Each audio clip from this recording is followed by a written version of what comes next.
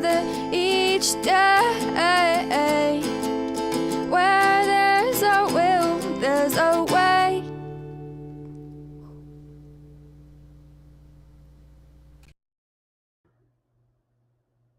Everyone, I figure if I want to share it places, I don't know.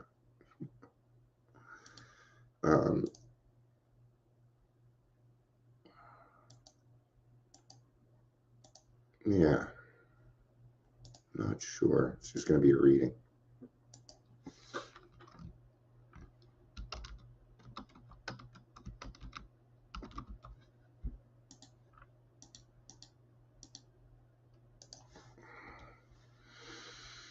I'm going to put it there. I think I'll go ahead and put it in, do a couple places in Facebook.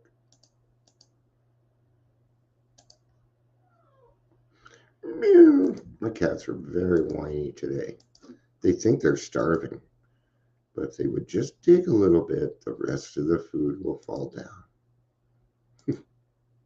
I can go shake it for them. What? Are you just really needy today? Is that what's going on? Come here.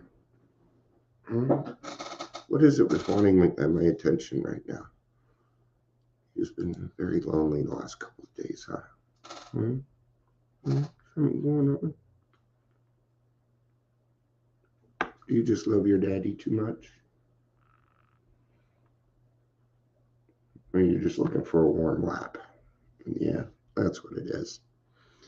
All right. Yeah, I didn't think I'd get too many people on this. It's not something we usually read. In the people, I mean, sponsors even skip this portion. Welcome to Daily Trudge. Yeah, I'm Dion. I was feeling okay. Then I threw up. So, if you're here, please say hello, whether you're watching the live or the rewatch.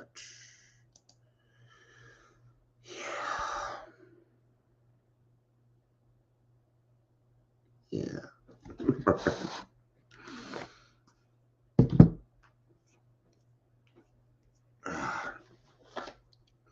We're at that 3-minute mark.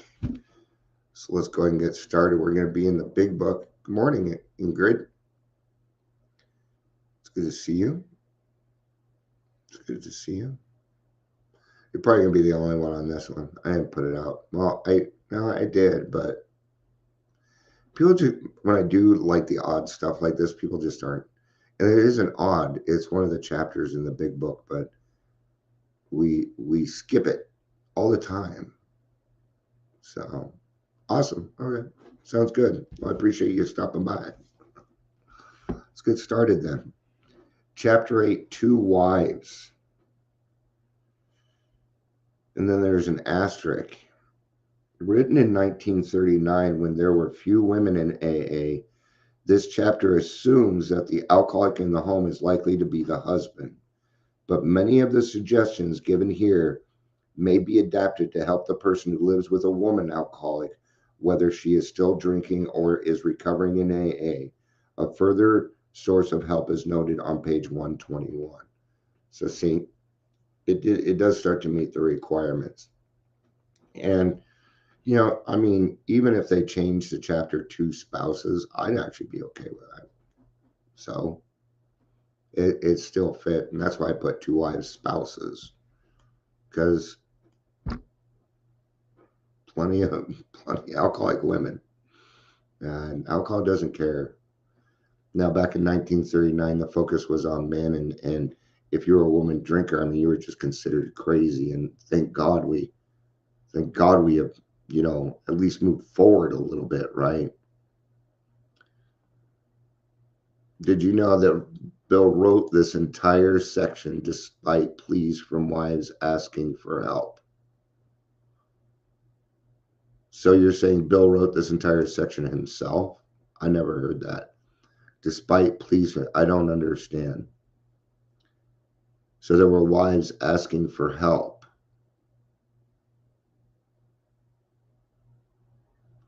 Well, that would be Al-Anon. So I'm not quite awake and I'm not feeling all that well. I think I'm missing something. I think I'm missing something. So, with few exceptions, our book thus far has been spoken of men, but what we have said applies quite as much to women. Our activities in behalf of women who drink are on the increase.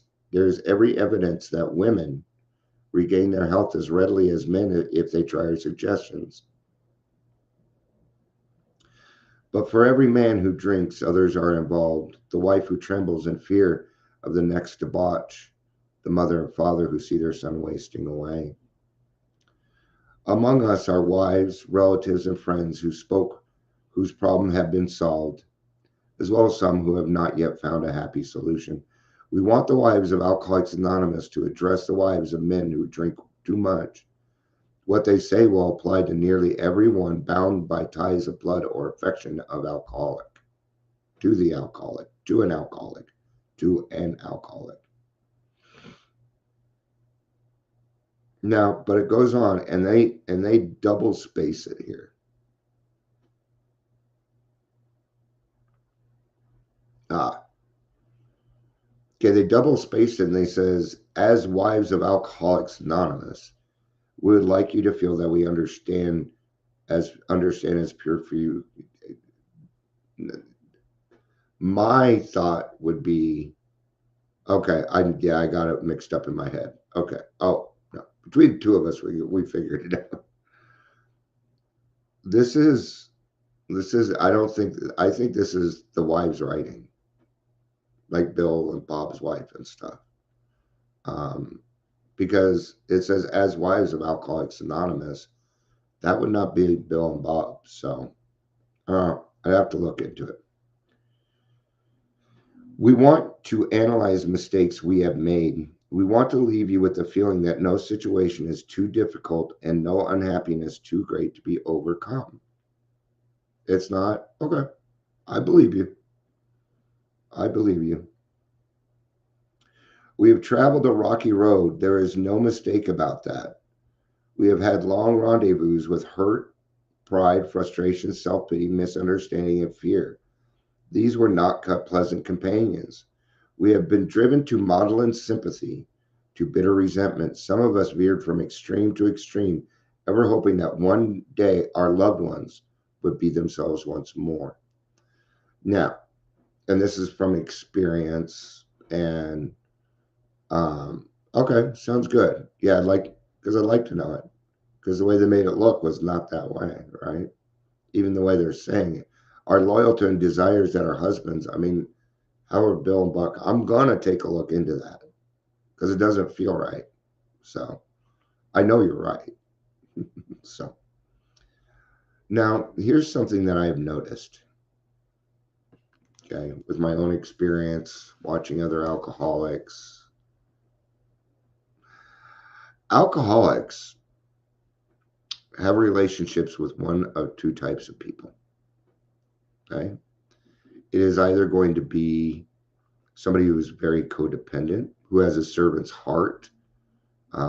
He's not, I don't want to say easily swayed, but, but this person probably grew up in an alcoholic family, but did not drink, but is probably the lost child from the family.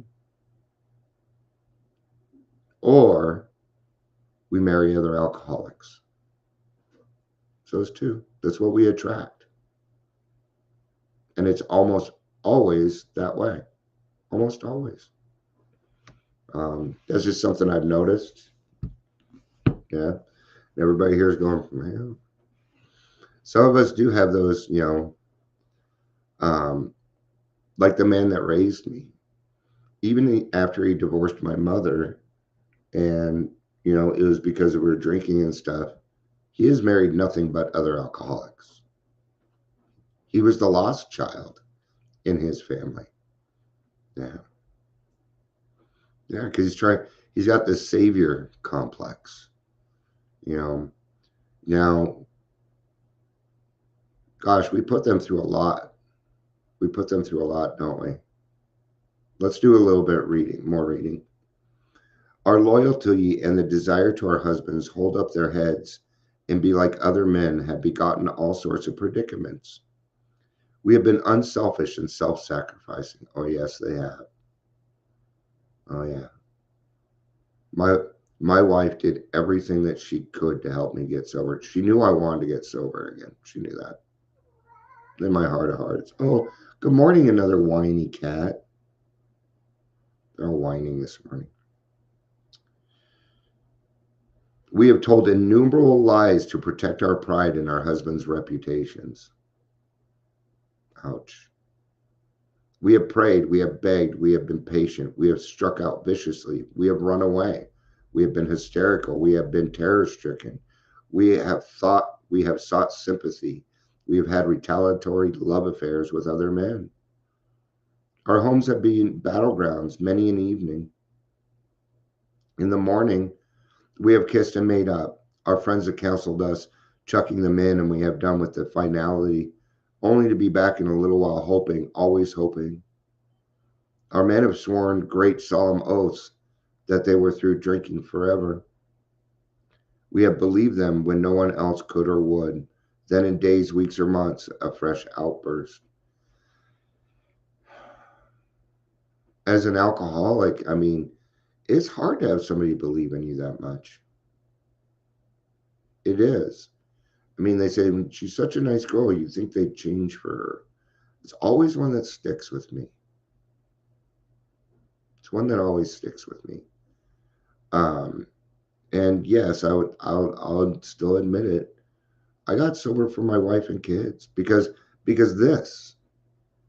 this was going on in my home, and it was me.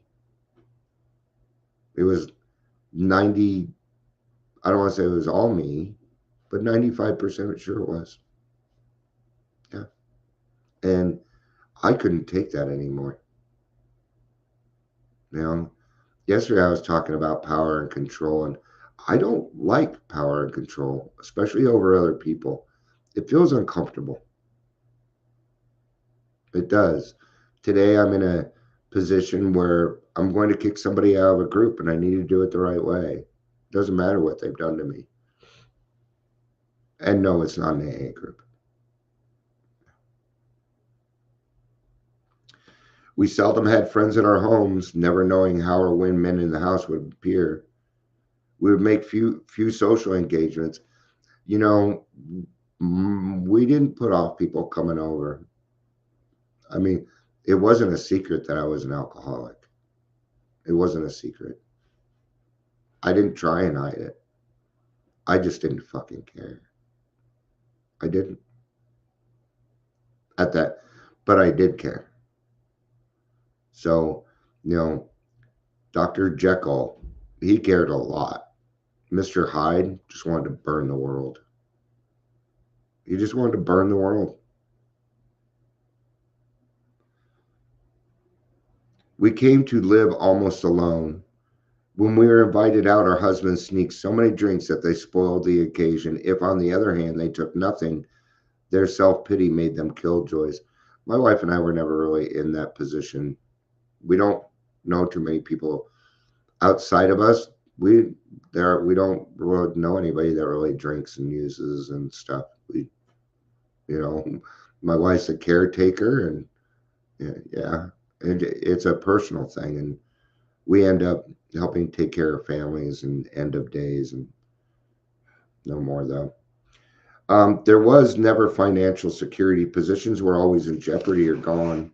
An armored car could not have brought the pay envelopes home. The checking account melted like snow in June. Sometimes there were other women. You done see it. How heartbreaking was the discovery, how cruel to be told they understood our men as we did not. Okay, I'll check that out for sure. Thank you, Ingrid, for educating me a little bit more. I appreciate that. Because the one thing that I don't want to do is give bad suggestions, because bad suggestions in AA has the power to kill. Right? I don't do advice unless you ask me for it. And then it's going to come with a qualification. Are you sure you want my advice? Because you may not like my answer. Because I'm going to talk about you and what you can do to change. And, we got to stay on that. We got to stay on that not necessarily positive side, but that growth side where there's got to be an answer. There's got to be a solution. Never, if you bring a problem to somebody and not a solution, then you're just whining. You did this and this and this. But there's, and that's what I'm kind of working with this person. See, I have a 3-strike rule. They're way past 3 strikes. See, you get 3 strikes if you gaslight me in an AA meeting. I will not trust you for a very, very, very long time. I'm going to have to see a lot of action. I'm going to have to see that you don't do that to other people first, right? I'm a little off topic. The bill collectors, the sheriffs, the angry taxi drivers, the policemen, the bums, the pals, and even the ladies they sometimes brought home, our husbands thought we were so inhospitable. Joy killer, nag, wet blankets, and that's what they said. Next day they would be themselves again and we would forgive them and try and forget. Fortunately, out of all of those, it was only the policeman. So fortunately for me. But I was in a situation where I had a friend who was as alcoholic as me. Okay. And we treated his wife like shit. Yes, we did. And I did make that amends. He's still drinking. I made that amends like 5 years ago. I reached out and I'm like, hey, and then I told her, if you ever need my help, if he decides that he wants to do this, let me know. Maybe it's time to reach out again, tell her I'm still sober. If she needs anything, let me know. There's a reason she's popping into my mind. Yeah, very much. Yeah. In fact, give me a second here. I'm going to see if I can find her on Facebook real quick. What in the hell? What'd I do? Okay, it went away. I have this remote because I use a TV.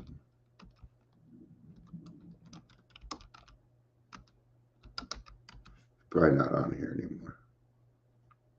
Yes, she is. Okay. Thank you, God. Okay. Have a good day, Ingrid. Tell your sponsee I said hi. I'm just kidding. But yeah, have fun with your sponsee. I think that's awesome.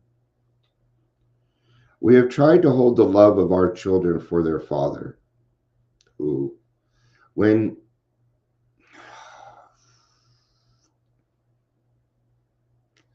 all right. So I had just gotten out of this relationship, and it was a relationship that saved me from another relationship where my heart had been broken and blah, blah, blah, blah, blah, right? Well, I came home one day and pretty much everybody had moved out of the house, including my friends, and they weren't willing to take it anymore.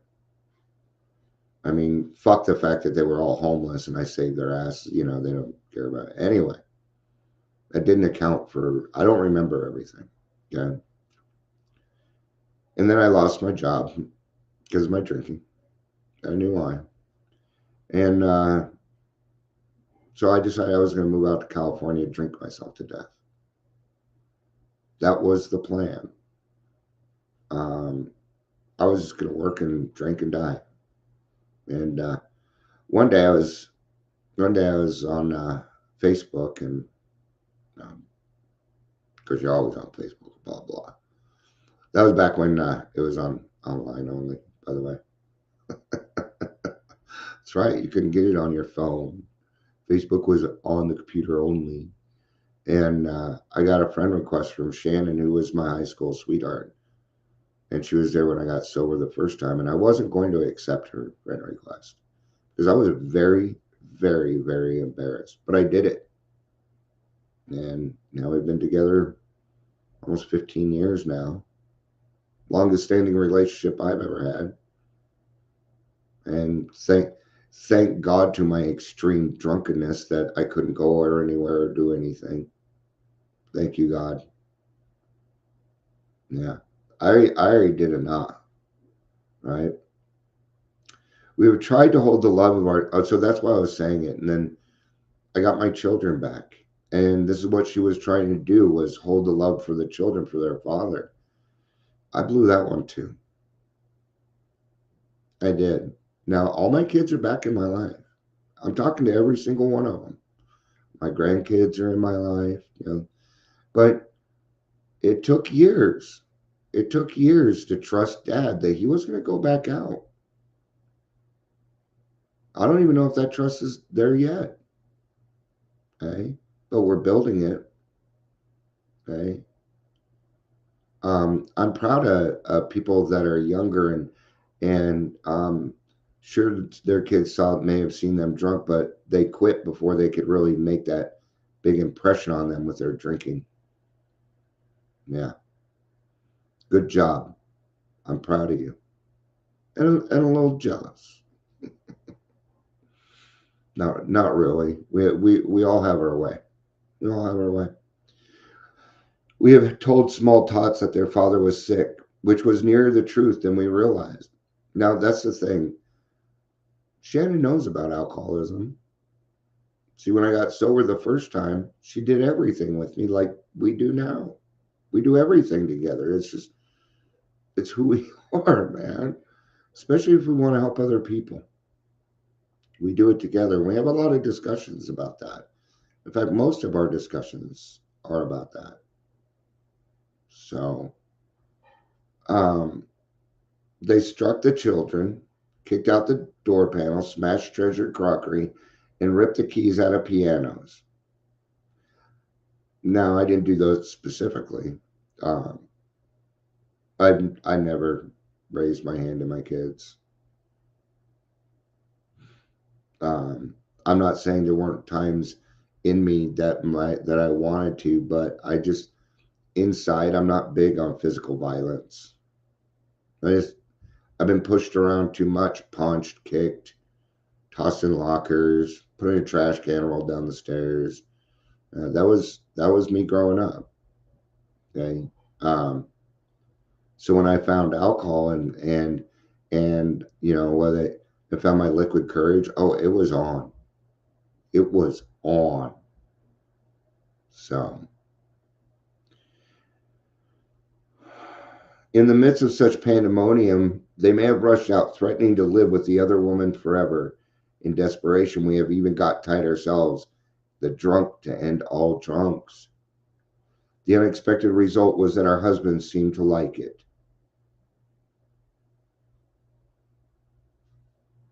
We like to be called precocious. Oh, look at you. I know. Oh.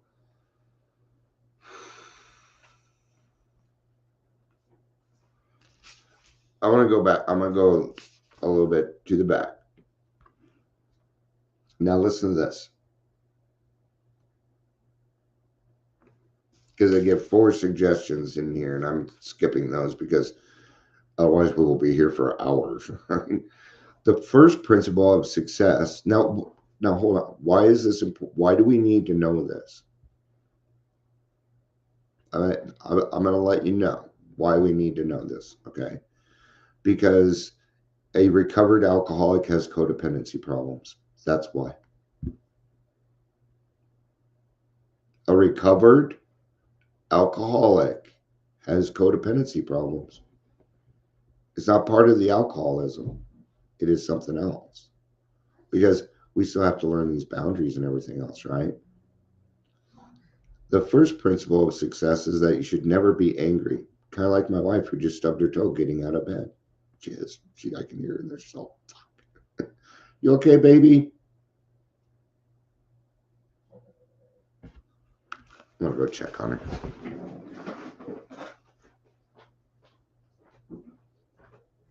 You okay, babe? Yeah, I don't know why my alarm stopped going off. Should I have gotten you up? Supposed to be there. You're already supposed to be there? Yeah. You better get moving. All right, I'll end my live and do it and help you out.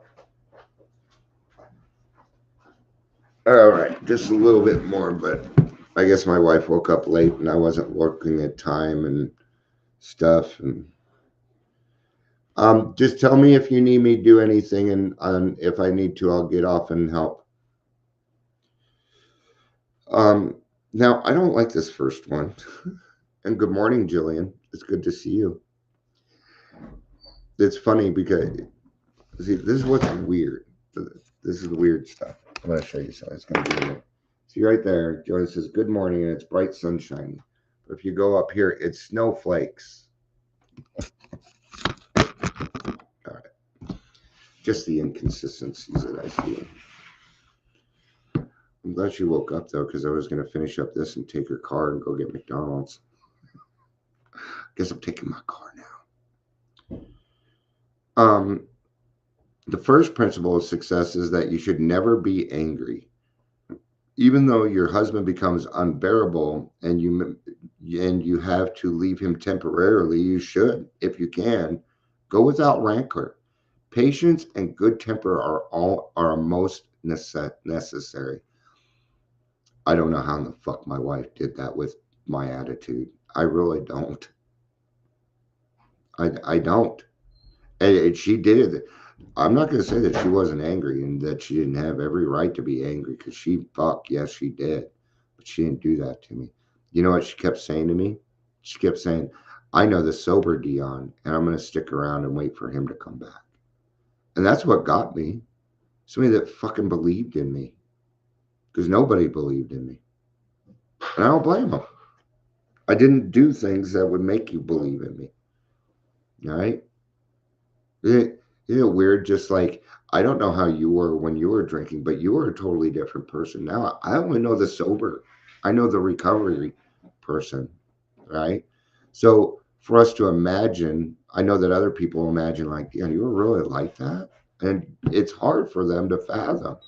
But in AA, we know, don't we? What whiny butt? Got whiny butts. You guys are not out of food. Just go dig. What? Come here. What? What's wrong? What's wrong, Jack? Our next thought is that you should never tell him what he must do about his drinking. Now, I don't appreciate this next line, but alcoholics are jerks. So if he gets the idea that you are a nag or a killjoy, your chances of accomplishing anything useful may be zero. I would be nothing but a nag and a killjoy. I just see. What? Jack, shut up. He will tell you he is misunderstood. This may lead to lonely evenings for you. He may seek someone else to console him, not always another man. Be determined that your husband's drinking is not going to spoil your relationship with your children or your friends. Now, I knew I was doing that. And like, if I was, let's say I was arguing with my mother at the moment, I would tell my kids and my wife, hey, I'm arguing with my mother. That doesn't affect your relationship. I'm going through stuff. So I don't care if you're talking to my mother or not. I always allowed that. Okay. Because no, that's not fair. Even back then I was like, so I'm going to go to the end here because clearly my cats are needing something. We never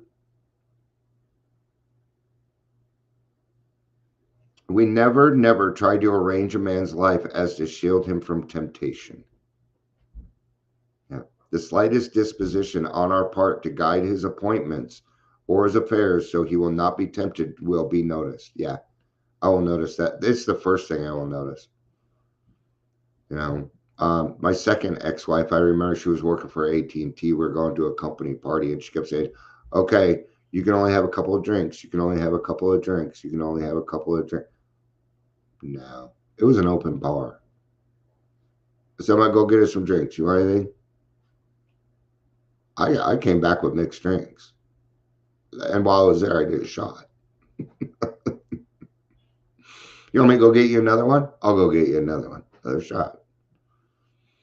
Always. Always. No. Make him feel absolutely free and come and go as he likes. This is important. I know it's hard, man, huh? If he gets drunk, don't blame yourself. Yeah, it's not on. No. The only person, and even then, blaming the alcoholic for drinking, it's partially why most of my family's mad at me. It's like, you had 12 years and you went out and you hurt the family. I'm like, I'm sorry I have a disease. And they don't want to understand it. And half my family's in Al-Anon. I don't know. Yeah, so if he gets drunk, don't blame yourself. God has either removed your husband's liquor problem or he has not. Are you walking out? I just gotta make sure I get my kiss before she goes because I don't want to miss my kiss. If not, it had better be found out right away. Then you and your husband can get right down to fundamentals. If a repetition is to be prevented, place the problem along with everything else in God's hands. Now, there's a thing that we do in AA, and it's called we don't shoot our wounded. Okay? If I don't give people a hard time for coming back. You know how hard it was for me to come back to all the people sitting in a meeting I started. Yeah. I had to go back to a meeting that I started in 1989. Well, I didn't start the whole thing, but I was there and I was integral for it. Yeah. Thank God I helped with it because I was there. But if they would have given me a hard time at all, I would have made it. Sometimes we have a slip.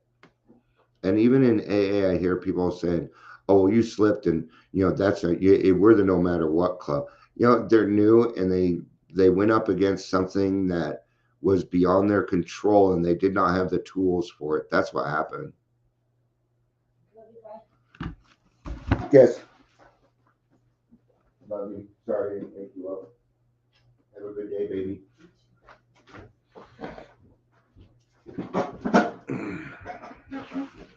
I'm glad she's late. I don't want her to do the job anymore. She's taking care of her dad, and now the money's not coming in again, and it's putting it on her, and there's other people, and now I'm not appreciating it at all. But that's the kind of person she is. She is taking care of a man who avoided her most of his fucking life. Yep. Yeah. I do not have much respect for this man, but I am also not going to tell my wife what she needs to do. No. She will allow me my opinion. That's it. Right? When it comes to being spiritual and that, she's beyond me. So I need to shut up and listen. Most time. We realize that we have been giving you much direction and advice. We may have seemed to lecture. If that is so, we are sorry, for we ourselves don't always care for people who lecture us. But what we have related is based upon experience, some of it painful, most of it painful. That is why we are anxious that you understand and that you avoid these unnecessary difficulties. So to you out there who may be with us, we say good luck and God bless you. Good luck. Hate that one. Good luck. All right. People tell me good luck, and then I do it. I come back. I'm like, how's that for luck? All right. We do hard things, and sometimes you need to intentionally take away everything from the alcoholic. Sometimes that needs to happen. That was the next step for me. I was just going to come home one day, everybody be gone again. but this time it'd be my wife and kids. And at that point, I would have been directly out on the street because there wasn't anybody left that was going to take care of Dion.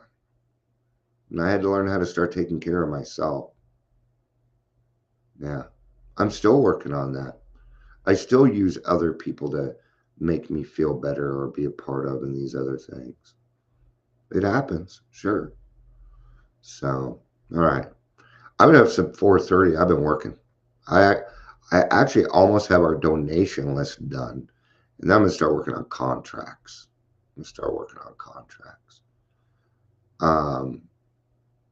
I kind of need help with something. Joan, will you let me know if you're available to maybe yak a little bit? Not really a 10 step. I just need to talk to somebody else that understands the situation. Does that make sense? So,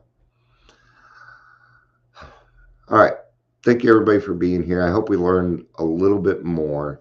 I learned today. So, page 200, because I want to see, because Ingrid told me earlier that Dr. Bob wrote that. And it doesn't feel, I believe her. Page 200, Women Suffer Too, written by Marty Mann. The first woman in A was the first place in the big book where a woman was allowed to contribute. That's probably the reason it was in the first part of the big book, but that I could relate. Okay, now I see what she's saying. Now that I woke it up a little bit. So, but she said page 200, Women Suffer Too. Let's go check it out. We're here. Because it's in the big book.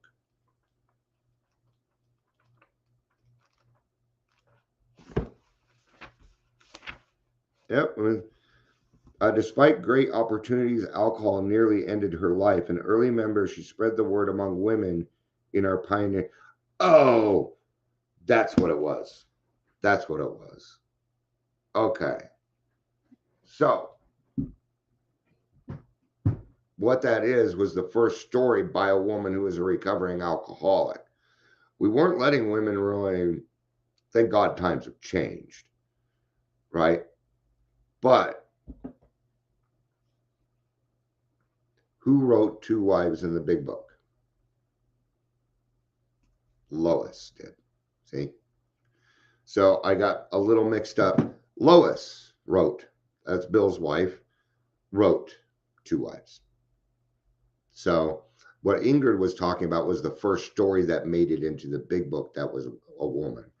In the 5th edition, which actually I'm looking forward to, because there's going to be new stories in the back. It's going to be updated. Hopefully there's more women's stories in there. And I'll tell you why. There's more women coming into AA than there are men right now. It's true. It's true. So, all right. Thank you, everybody. How many times have I said that? How many times have I threatened to leave yet? Like 4? Well, I just wanted to make sure my wife was taken care of, and I'll tell you what she needed from me. Nothing. I would have been in the way. Kind of like when I'm cleaning. Like if I'm cleaning the kitchen, so he comes in to help me, I'm like, can you just get the fuck out, please? Go in the other room and clean. I'm going to turn around and run into you. You're going to throw off my rhythm. I got something going. You want even like hand washing dishes? I'm like, okay, I'm scrubbing. This is not being emptied fast enough. Come on.